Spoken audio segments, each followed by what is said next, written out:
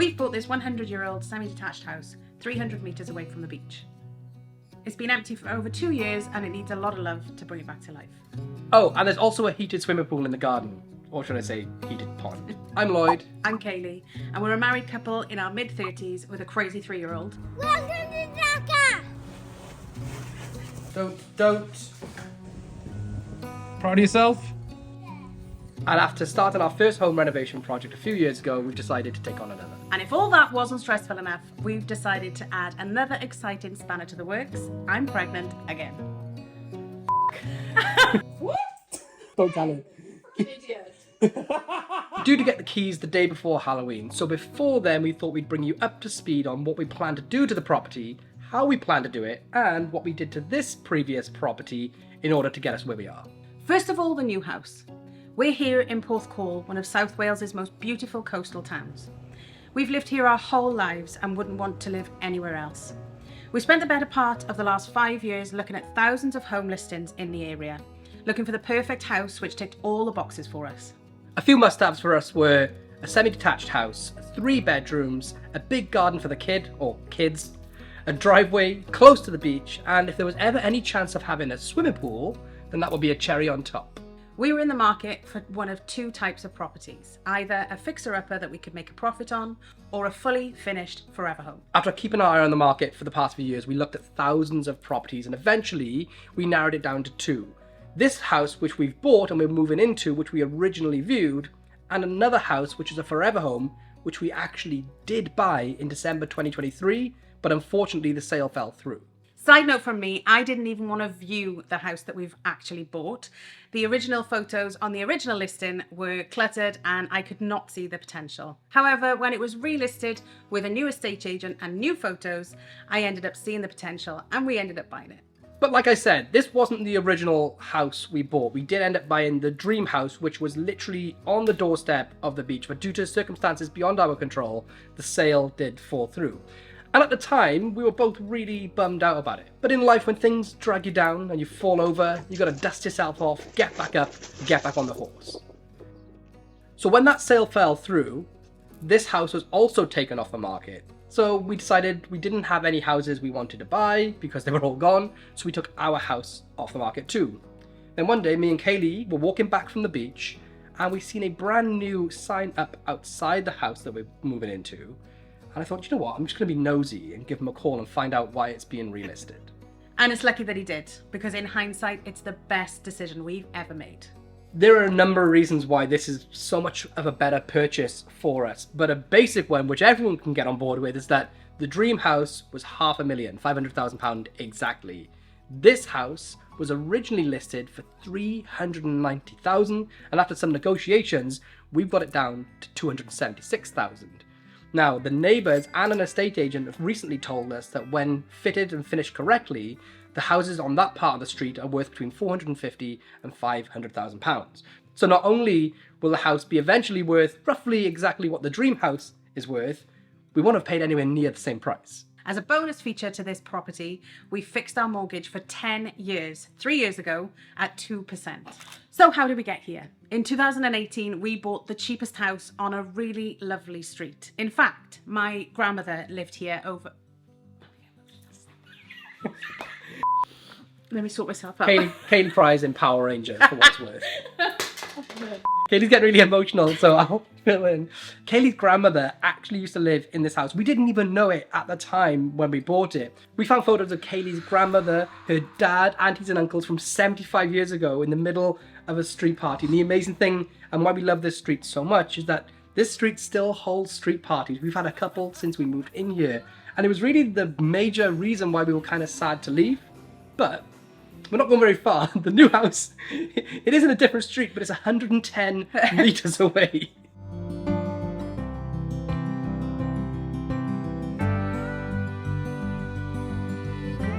When we first moved into this house, we were so broke, to the point where the front windows were completely smashed in, and we kept our Christmas tree up for 6 months. Because we didn't have any curtains. So it was the only thing we had to block out the cold and the light. But over the next 2 years, we put our heart and soul into renovating this house into what it is now. The room that we're in now was originally 2 living rooms and a hallway, which during COVID we managed to knock them all through into this big open plan living room. So big you could actually do cartwheels in it. I could have fallen over. But you didn't. Oh, look how chuffed you are. Look how secretly chuffed you are. And due to us being the end terrace, we could put a steel beam across, meaning we could open up the entire thing without having to keep the supporting wall here. You may notice the brickwork behind me.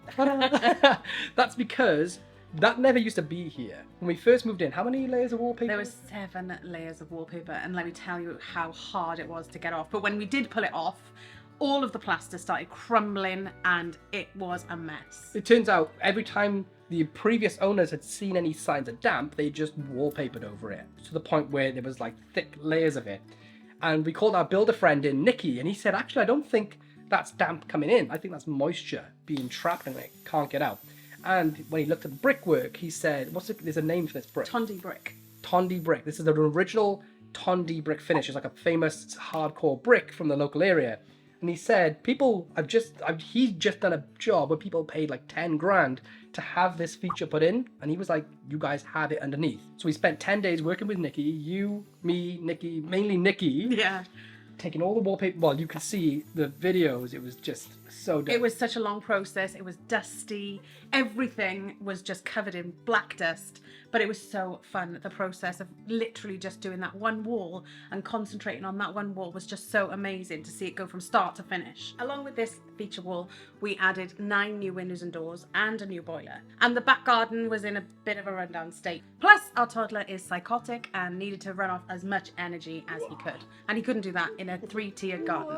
So we flattened it all out, put in some new grass, and hey presto, we could run about with him. The major thing or things that we didn't do is that we didn't put in a new kitchen or bathroom. And that's because we were debating on whether to stay here forever or to buy a new house. And if we were going to stay here forever, we were actually going to extend the kitchen out further and then put the new bathroom and kitchen in at the same time. But when we were looking at buying and selling, we had estate agents come over and they told us that essentially we'd already added as much value to the property that we could.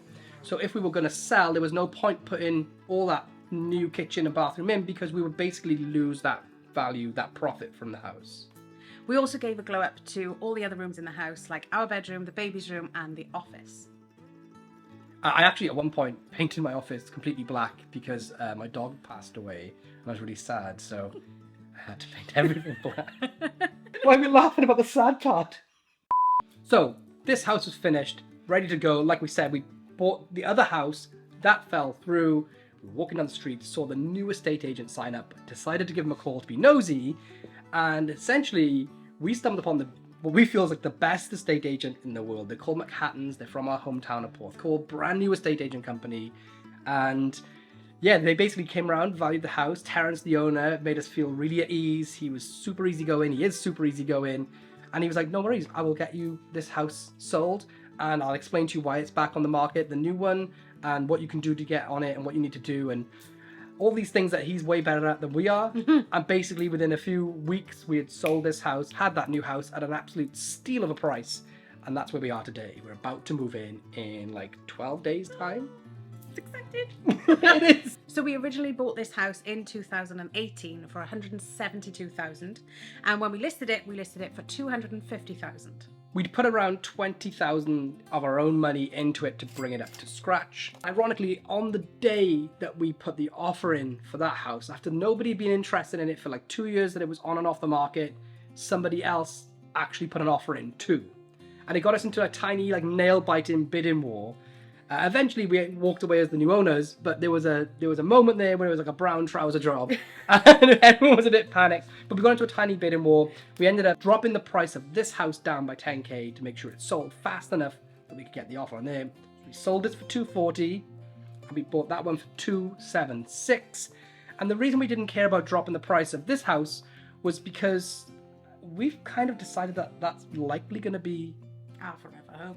So we're not really bothered about profit because I think we're going to stay there forever. I think so. Feels like it. It's got a swimming pool. Yeah, That's all of course I we are. So what's next? We've spent hours and hours and hours watching home renovation channels, and we found out about something called a key undertaking. Key undertaking. What's that? Undertaking. One of the things that I've been most stressed about is getting to moving day. We've got a 3-year-old, we've got a house full of things, and that house needs cleaned and painted and gutted before we can even think about moving all our things in.